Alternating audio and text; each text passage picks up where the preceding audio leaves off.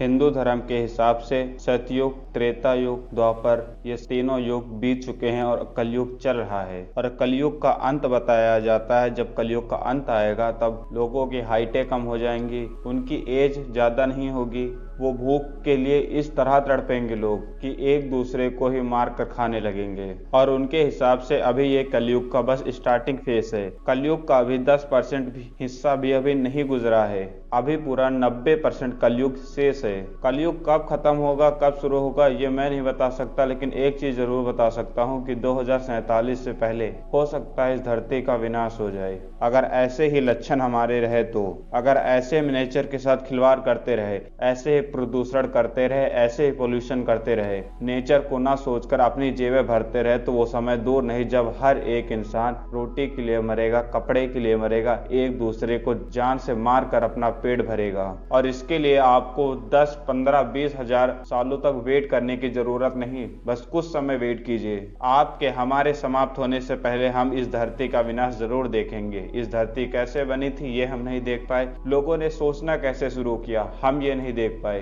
हम जब गुलाम थे तब हमने गुलामी नहीं झेली, हम वो नहीं देख पाए। पर धरती का विनाश हम अपने हाथों करेंगे और ये चीज हम आसानी से देखेंगे। और ये चीज मैं कोई हवा में नहीं बोल रहा हूँ, पिछले कुछ सालों में इतनी तेजी से डेवलपमेंट हुआ है जिसके कारण इतना पोल्यूशन हुआ है, इतने प्राकृतिक संसाधनों का विनाश हुआ है। जर्मनी में एक जंगल में कुछ रिसर्चर रिसर्च कर रहे थे 30 सालों तक, उन्होंने 30 सालों तक जंगल में जीव जंतुओं की आवाजें रिकॉर्ड की और 30 साल बाद उन्होंने जब कंक्लूड किया तो 70% आवाजें आना बंद हो चुकी थी। मतलब हम 70% प्राणियों को, जीव जंतुओं को हम समाप्त कर चुके थे। डेवलपमेंट होता है लोगों के लिए, लोग डेवलपमेंट के लिए नहीं है। IQ एयर की 2023 की रिपोर्ट के हिसाब से दुनिया में 50 जगहों में से 42 जगहें हमारे हैं जहां पर सबसे ज्यादा पोल्यूशन है। इतना पोल्यूशन तो वहां नहीं जहां पर वॉर छिड़ी पड़ी है।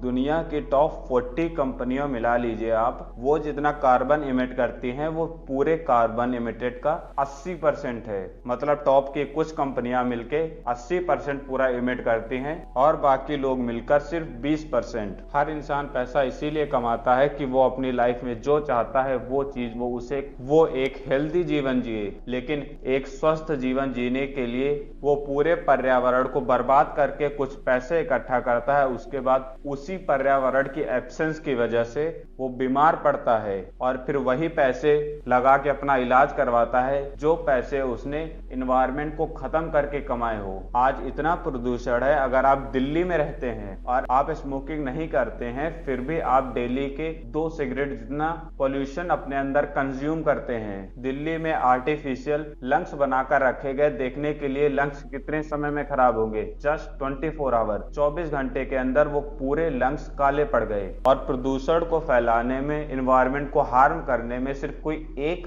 पर्सन जिम्मेदार नहीं है। जिनको आप भगवान मानते हैं, जिनको आप अपना सब कुछ मानते हैं, cricketers, sports person, influencer, actors, politician, कोई भी, क्या कोई भी आपको कभी भी इन्वायरमेंट पर बात करता हुआ दिखता है? क्या कोई कभी भी आपको पोल्यूशन पर बात करता हुआ दिखता है? कोई भी एक्टर हो, कोई भी क्रिकेटर हो, कोई भी पॉलिटिशियन हो, कभी किसी ने ये बोला है कि हम इन्वायरमेंट को सही करेंगे? 2024 के इलेक्शन चल रहे हैं, इलेक्शन का रिजल्ट आने वाला है, क्या किसी ने भी ये एक बार भी दावा किया कि हम एनवायरनमेंट को सही करेंगे? आप जितने भी बिजनेसमैन के फैन हैं, क्या उन्होंने कभी बोला कि हमें अपने एनवायरनमेंट को अपनी पहली प्रायोरिटी बनाना होगा? हम सेफ तभी रहेंगे, हम हेल्दी तभी रहेंगे। एक पेड़ को काट कर कागज बनाया जाता है, उसी कागज पर स्कूलों में यह बोला जाता है कि आप एक एनवायरनमेंट पर निबंध लिखो, हम कैसे एनवायरनमेंट को सेव कर सकते हैं, एक कैसे लिखो। ये शर्म की बात नहीं, एक बच्चे को बचपन से सिखाया जाता है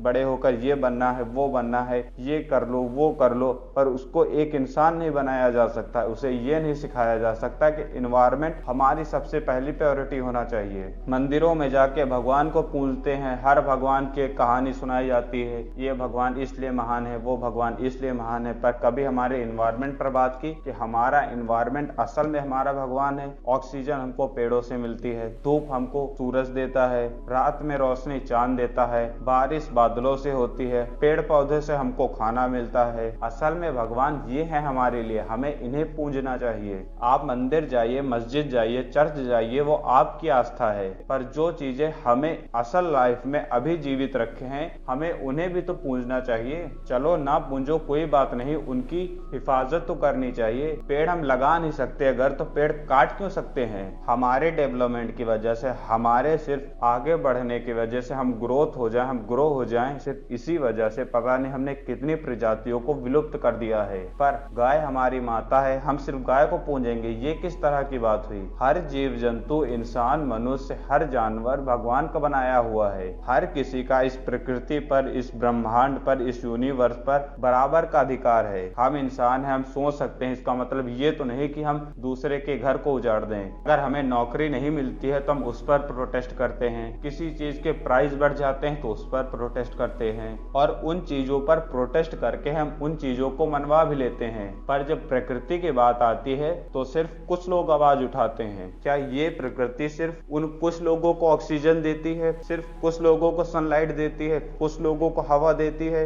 अगर हम प्रकृति को सेफ नहीं कर सकते तो उसको डिस्ट्रॉय करने का भी हमें अधिकार नहीं है। प्रकृति हमारी धरोहर नहीं है जो जब मन चाहा तब खराब कर दिया, जब मन चाहा बना दिया। एक पेड़ को बड़ा होने में, एक जंगल बनने में काफी सालों का समय लग जाता है और उसको काटने में बस कुछ दिनों का समय लगता है। सिर्फ गाय ही हमारी माता नहीं बल्कि प्रकृति भी हमारी माता है, और प्रकृति को भी हमें बचाना चाहिए। इतना टेम्परेचर हाई है, बेमौसम बरसात होती है, इतनी ठंडी होती है, सारे सीजन उलट पुलट गए हैं। किस वजह से? प्रकृति के साथ खिलवाड़ किया हमने, इसीलिए ये सारी चीजें पलट गई। आज समर हो, विंटर हो, कोई भी सीजन हो, ये सारे सीजन पहले जो समय था इनका, उस समय से 15-20 दिन आगे पीछे हो गए हैं। That is because save nature. हर दिन 5 से 6 हजार लोग भारत में मर रहे हैं सिर्फ गर्मी की वजह से। जो अदर फैक्टर है जिनकी वजह से लोग मर रहे हैं वो तो मर ही रहे हैं, बल्कि सिर्फ गर्मी की वजह से मिनिमम हर रोज 5 से 6 हजार लोग मर रहे हैं। और इन मरने वालों में सबसे ज्यादा जनसंख्या है गरीबों की। ना मिडिल क्लास मर रहा है, ना अमीर मर रहा है सबसे ज्यादा गरीब। वो गरीब जिसका 1% का कंट्रीब्यूशन नहीं है एनवायरमेंट को पोल्यूट करने में। अब कुछ सोल्यूशन की बात कर लेते हैं कि इस एनवायरमेंट में आप कैसे सरवाइव कीजिए जिससे आपकी हेल्थ पर कोई इफेक्ट ना हो, आप प्रॉब्लम में ना हो, आपकी हेल्थ सही रहे। तो अगर आप सिटी साइड रहते हैं और किसी भी काम से बाहर जाते हैं तो प्रयास कीजिए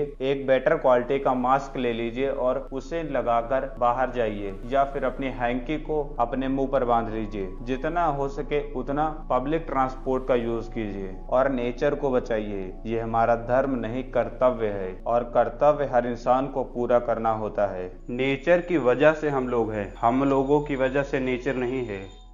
थैंक यू। जय हिंद।